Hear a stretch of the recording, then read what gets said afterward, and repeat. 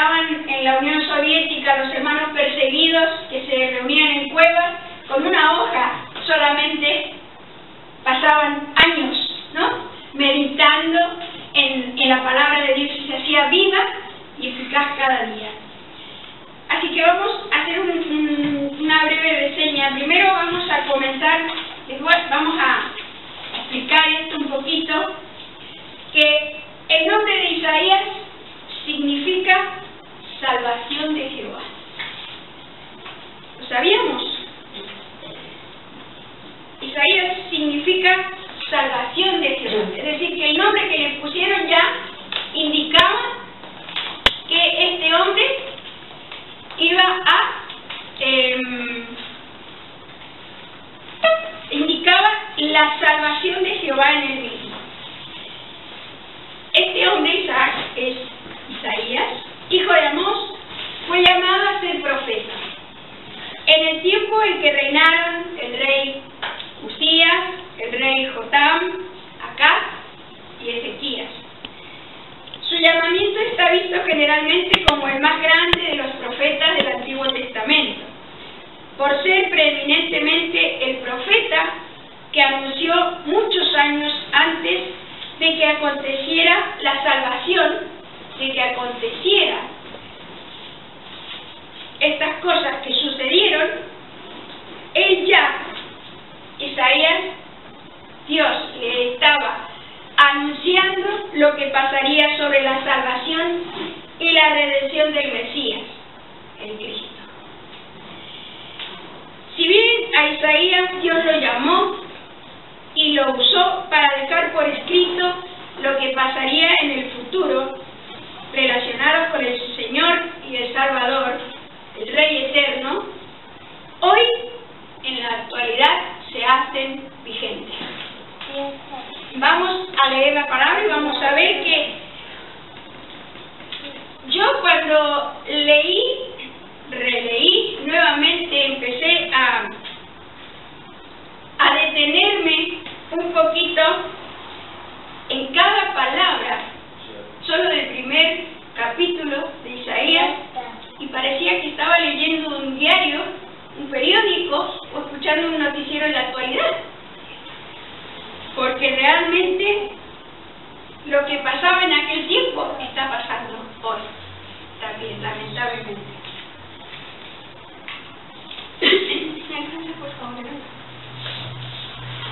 Y vamos a leer Isaías 1.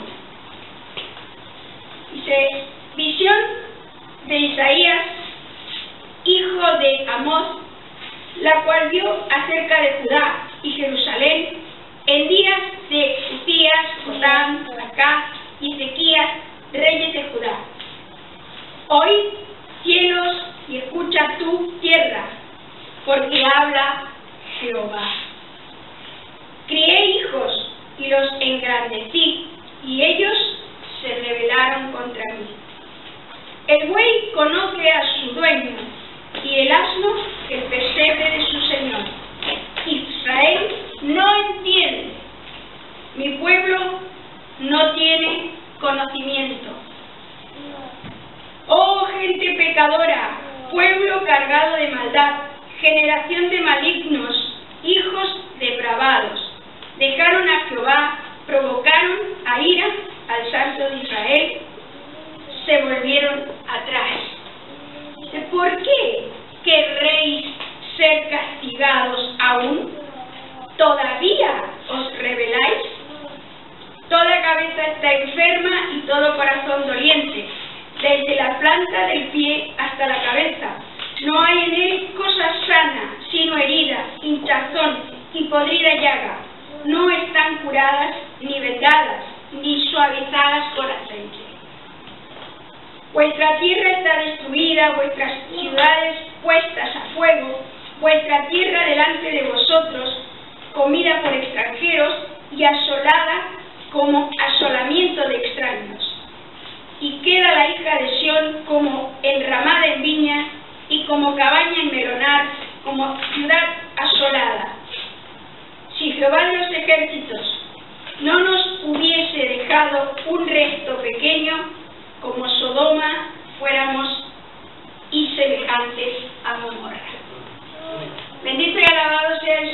Yo siempre digo que Dios se guarda un remanente, que Dios se guarda los salvos, los santos, los redimidos, la iglesia del Señor, para que no se corrompa toda la tierra, porque si no esto sería un caos como estaba antes de que el Señor lo ordenara.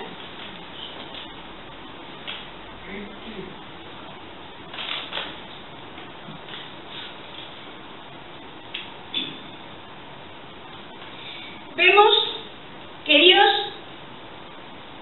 llama a Isaías con un propósito, y es el de ser profeta, ¿verdad?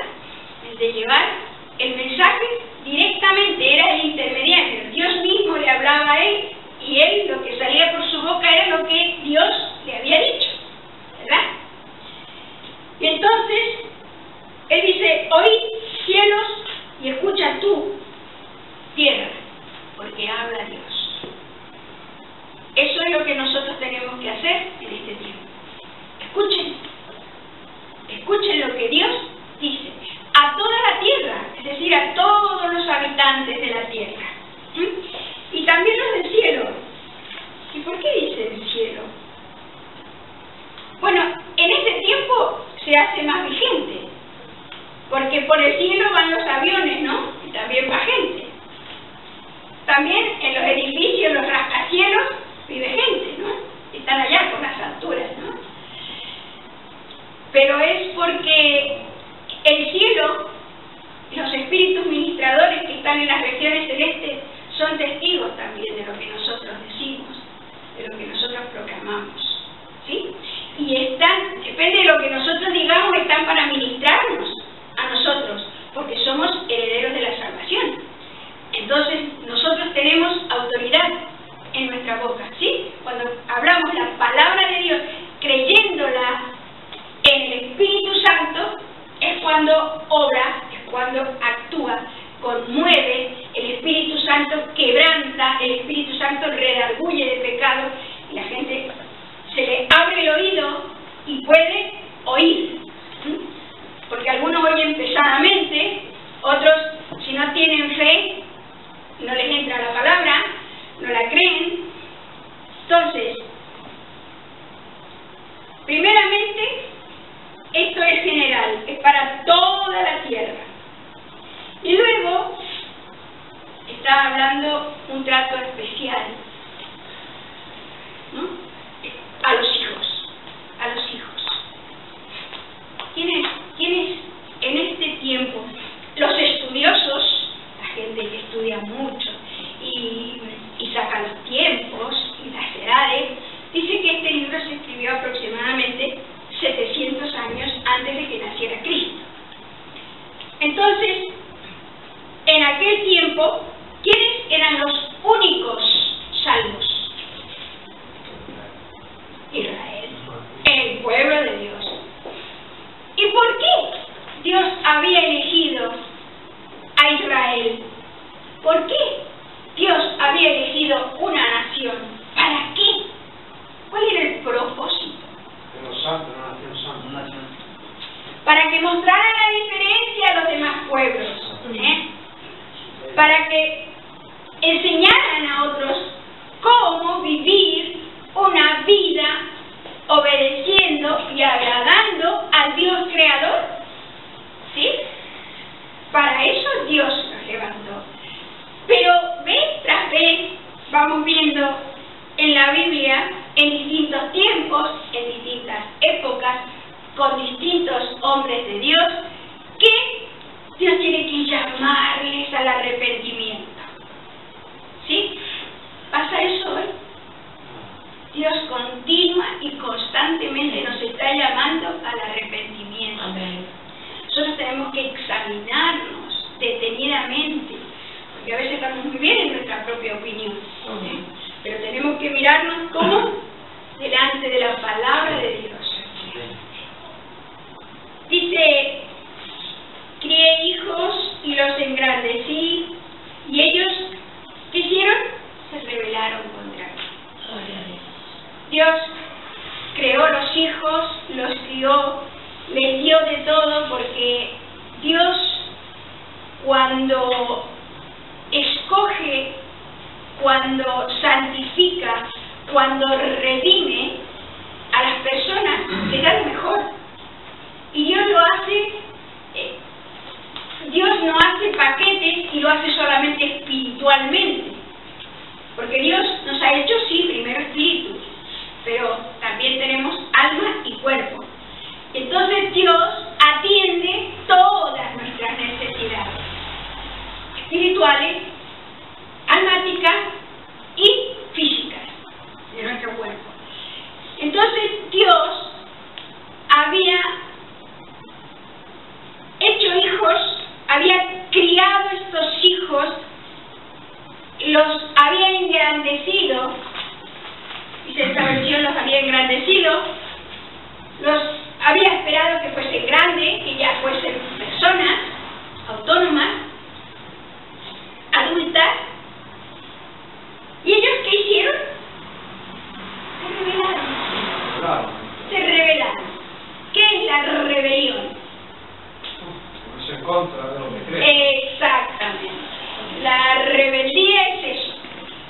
Ponerse en contra de lo establecido, en contra de lo legal, ¿sí? En contra de lo decente, de lo digno.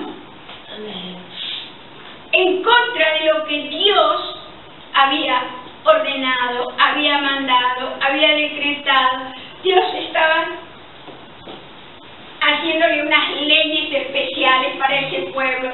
Había determinado unos decretos especiales para ese pueblo. Y es verdad que los había rodeado de favores, los libraba vez tras vez de los enemigos. ¿Cuántos favores recibía Israel por ser hijos de la promesa? Por ser un grupo de gente apartados, pero para ser íntegros, para ser sencillos, pero sinceros, para ser honestos, para ser decentes, para ser moralmente limpios, para marcar la diferencia de los otros pueblos. Y entonces dice que los hijos se rebelaron, se volvieron contra mí, dice, desobedeciéndome y haciendo todo lo contrario de los que les he enseñado y dicho que hicieran.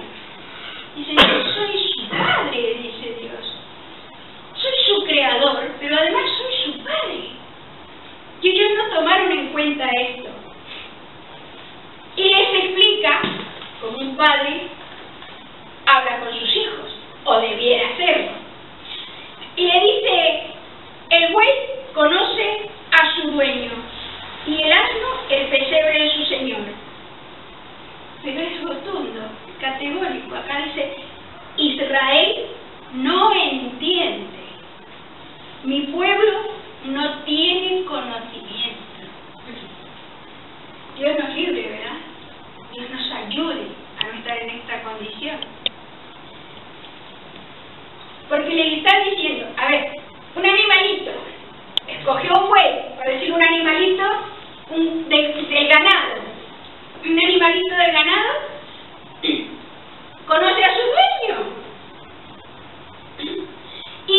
Y dice, y un asno, un burro, que decimos nosotros, ¿qué ejemplo ponemos cuando decimos que alguien no entiende, que es tosudo, que no quiere hacer, que es inenseñable? Decimos un burro, ¿verdad?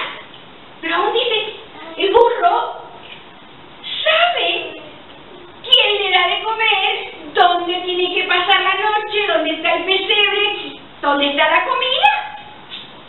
Aún los animales conocen estas cosas. ¿Cómo mis hijos están privados de conocimiento?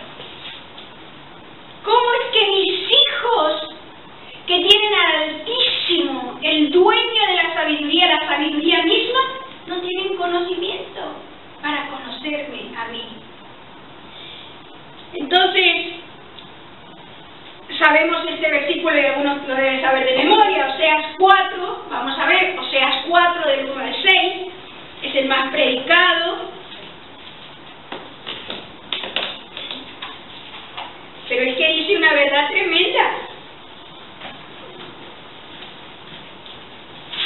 que dice realmente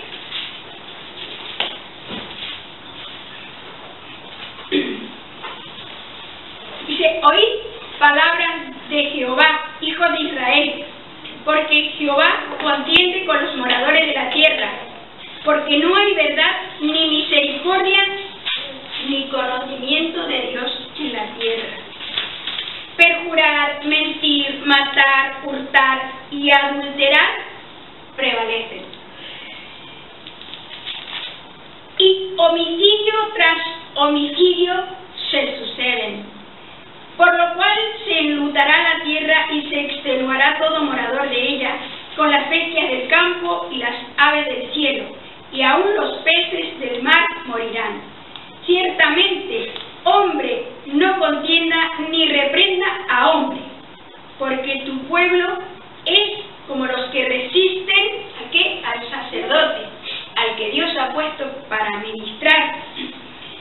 Caerás por tanto en el día y caerá también contigo el profeta de noche, y a tu madre destruiré. Aquí nos vamos a detener en el 6. Mi pueblo fue destruido porque le faltó conocimiento. Por cuanto desechaste el conocimiento, yo te echaré del sacerdocio, y porque olvidaste la ley de tu Dios, también yo te olvidaré de tus hijos. Qué terrible, ¿eh? Haciendo mal, no solamente es en detrimento y en daño de sí mismo, sino de la siguiente generación, de los hijos. ¿Sí? ¿Eso es lo que he leído? ¿Es lo que he entendido? ¿O no? ¿Sí? ¿Estamos de acuerdo? Entonces, nosotros, que somos parte del pueblo de Dios, tenemos que examinarnos y tenemos que hacer que la luz de Cristo entre en nuestros corazones, entre en nuestras mentes y nos revele qué está pasando por ahí, en qué estamos pensando, qué estamos maquinando, qué estamos proyectando, qué estamos elaborando, ¿verdad? Porque de esto depende nuestra salud espiritual y la de nuestros hijos. Entonces, vemos en Proverbios 9:10 cuál es la verdadera inteligencia. Porque hay gente que cree, confunde, pensando que la inteligencia la tiene el que estudia, el que ha tenido una carrera, el que se ha preparado intelectualmente. Entonces dice, bueno, este es inteligente. Puede tener instrucción, puede saber de alguna materia, puede saber haber estudiado alguna carrera, haberse preparado en ella, pero la verdadera inteligencia no es esa. A ver qué dice el proverbio, por favor, el que lo encontró lo puede leer. ¿Proverbios qué? Proverbios 9:10. El temor de Jehová es el principio de la sabiduría, y el conocimiento del Santísimo es la inteligencia. El conocimiento del Santísimo, con mayúscula está, y en superlativo, es decir, no es solamente santo, sino es muy, muy, muy, muy santo, santísimo. Conocer al Santísimo es la inteligencia.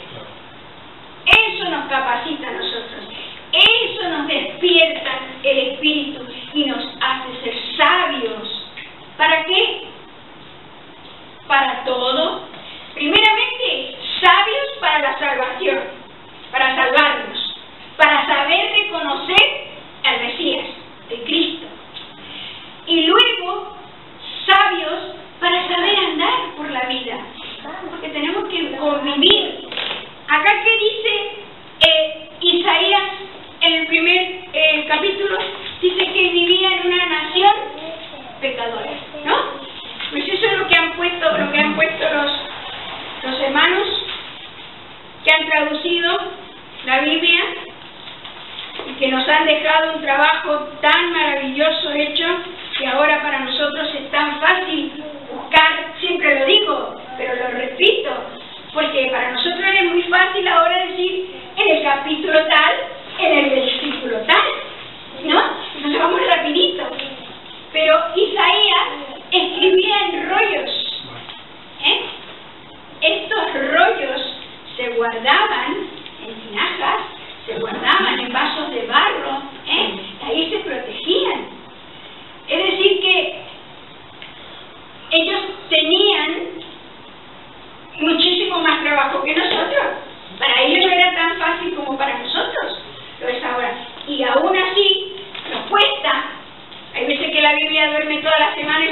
la vimos el domingo, ¿verdad? Entonces, aquí no pasa. Aquí.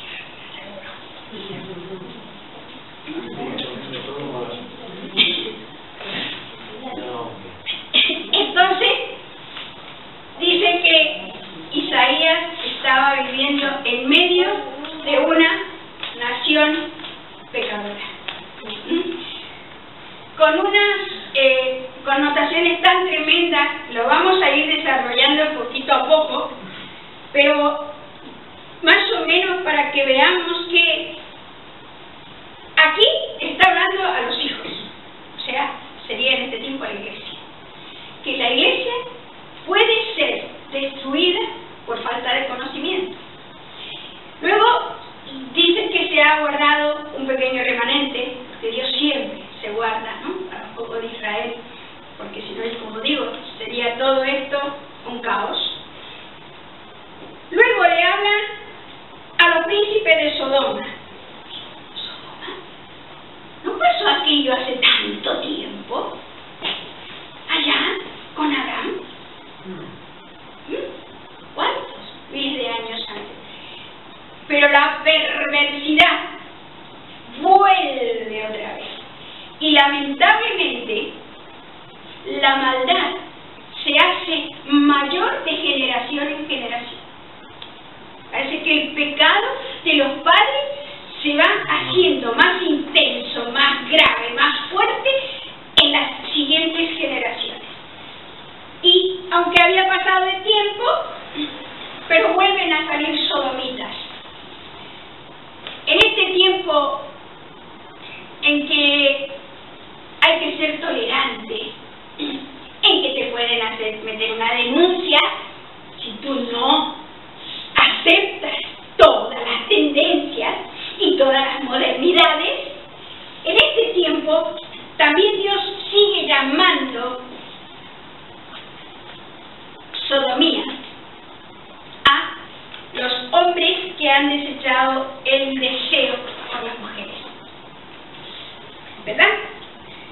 Y entonces, díganme ustedes si no eso es actual. Países que están aceptando el casamiento homosexual, que tampoco la palabra homosexual sale en la Biblia, ¿eh? Esto es un modernismo.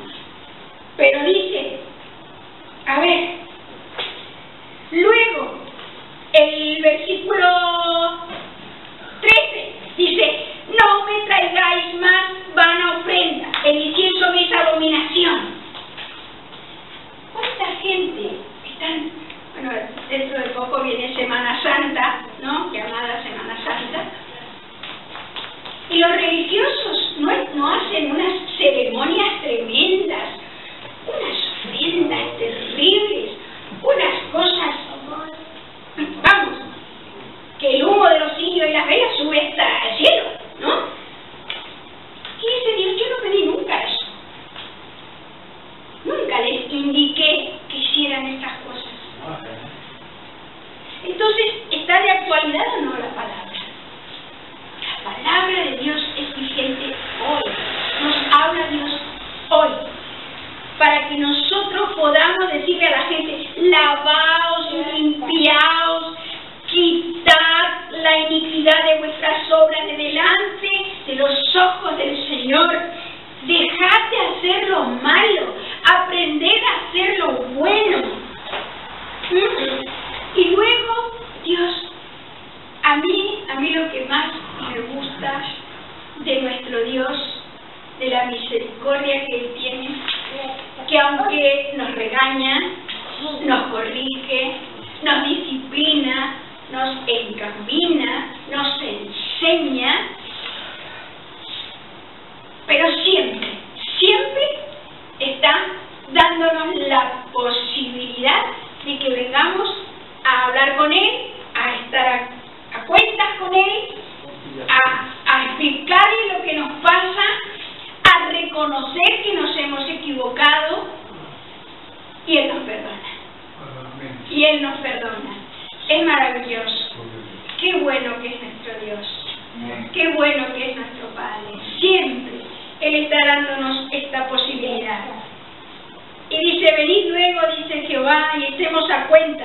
vuestros pecados fueren como la grana, como la nieve serán emblanquecidos. ¿Qué hay más blanco que la nieve? En esta tierra, nada. No hay más blanco que la nieve. Es decir, siempre lo decimos, ¿quién es el único que nos puede limpiar?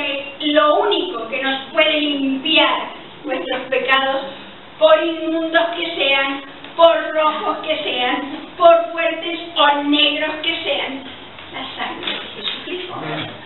Es la única que puede limpiar nuestros pecados y dejar nuestras almas blancas o blancas como la nieve.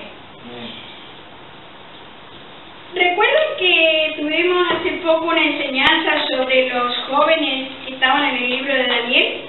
¿Ustedes saben por qué los 4 jóvenes que se relatan en el libro de Daniel fueron salvados de luchas contra la misma muerte injusta y anticipada? Pues los malos procuraban deshacerse de ellos. ¿Saben por qué? No se postraron ante la imagen que era. Daniel 1:17. Esto ya es el desarrollo. Ahí se evidenció lo que ellos habían hecho primero. Para llegar a ese punto, primero, Daniel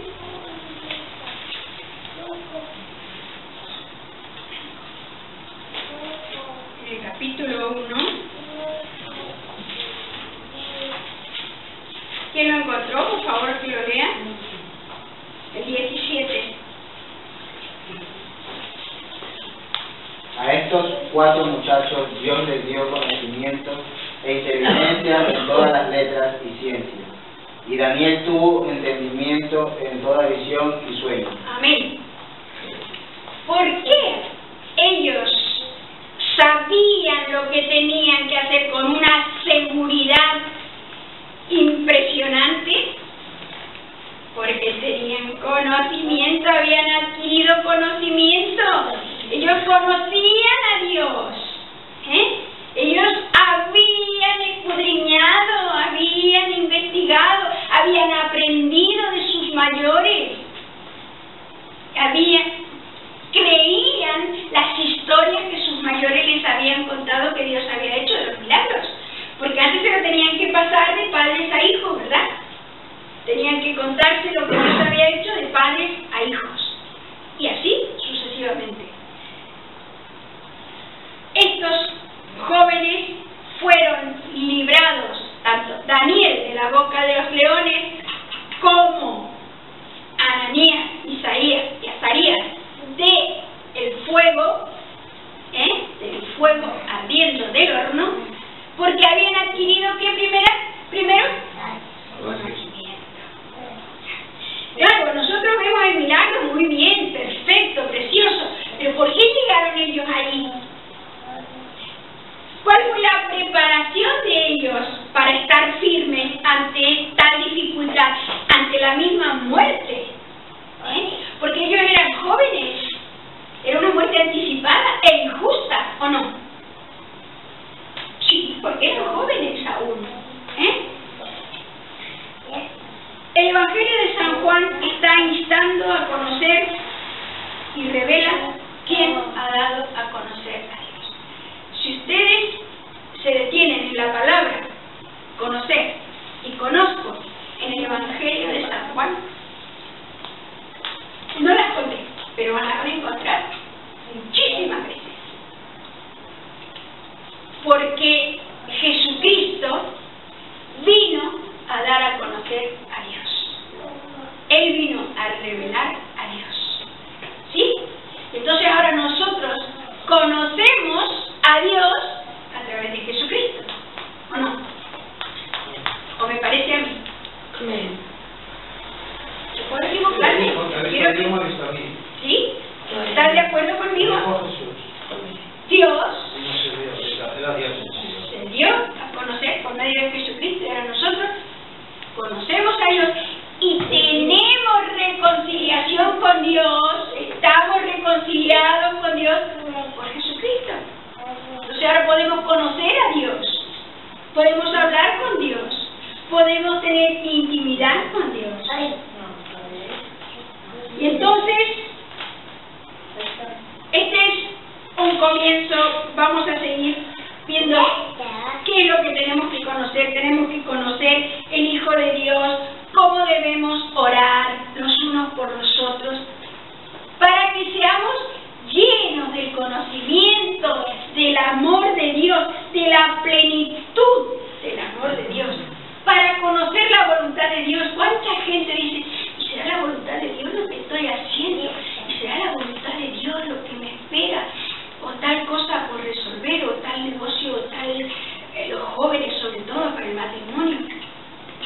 Sencillo. Dios no ha descuidado ningún detalle en su palabra.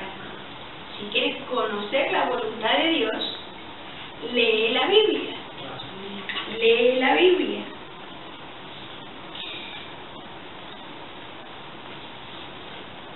Pablo se aprovechó y predicó al Dios no conocido. ¿Recuerdan? En un lugar donde tenían tantas estatuas de dioses, tenían dioses de todo y para todo. Pero inclusive ellos, en su buena intención, pusieron uno, dijeron al Dios no conocido, porque había alguno que ellos no conocían todavía. Y Pablo, Dios le dio ¿qué? Sabiduría, conocimiento, estrategia para predicar, para enseñar, para captar la atención de esa gente. Y dijo, ¿ustedes tienen un Dios no conocido? Yo conozco ese Dios. Y allí le escucharon. Y es verdad, Pablo conocía a Dios verdadero. ¿Sí? Nosotros conocemos a Dios verdadero.